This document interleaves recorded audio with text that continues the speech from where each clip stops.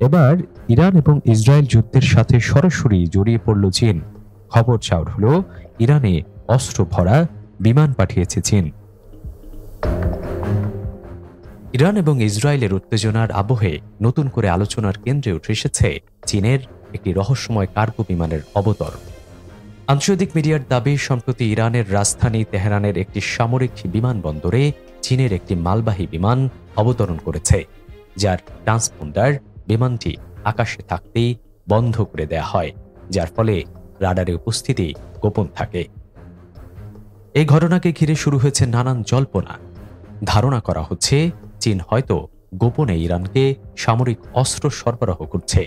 যদিও এই তথ্যের কোনো আনুষ্ঠানিক নিশ্চয়তা মেলেনি, তবু ভারতীয় গণমাধ্যম ইন্ডিয়া.com প্রকাশিত এক প্রতিবেদনে বিষয়টি গুরুত্ব সহকারে তুলে ধরা হয়েছে।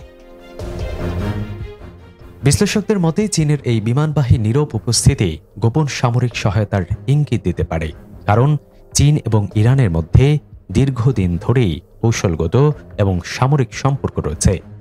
ফলে এমন একটি উত্তপ্ত মুহূর্তে তেহরানে চীনা কার্গো বিমানের উপস্থিতিকে হালকাভাবে দেখছে না আন্তর্জাতিক মহল। এদিকে ইরানকে সরাসরি হুঁশিয়ারি দিয়ে রেখেছে মার্কিন প্রেসিডেন্ট ডোনাল্ড ট্রাম্প। এই প্রেক্ষাপটে চীন যদি সত্যি ইরানকে অস্ত্র সহায়তা দিয়ে থাকে, তবে তা শুধু ইসরায়েল নয়, বরং যুক্তরাষ্ট্রকেও প্রকাশ্যে চ্যালেঞ্জ জানানো হিসেবে বিবেচিত হতে পারে।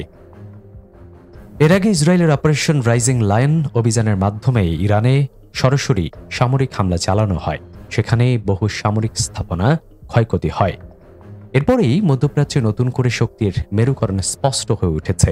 বিশেষত চীন, রাশিয়া, তুরস্ক, পাকিস্তান এবং সৌদি আরব ইরানের প্রতি সহানুভূতি এবং সমর্থনের বার্তা দিয়েছে।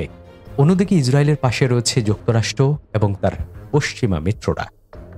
তবে চীন আনুষ্ঠানিকভাবে জানিয়েছে তারা গোটা পরিস্থিতি গভীরভাবে পর্যবেক্ষণ করছে এবং উত্তেজনা যেন না বাড়ে সে বিষয়ে সচেতন রয়েছে।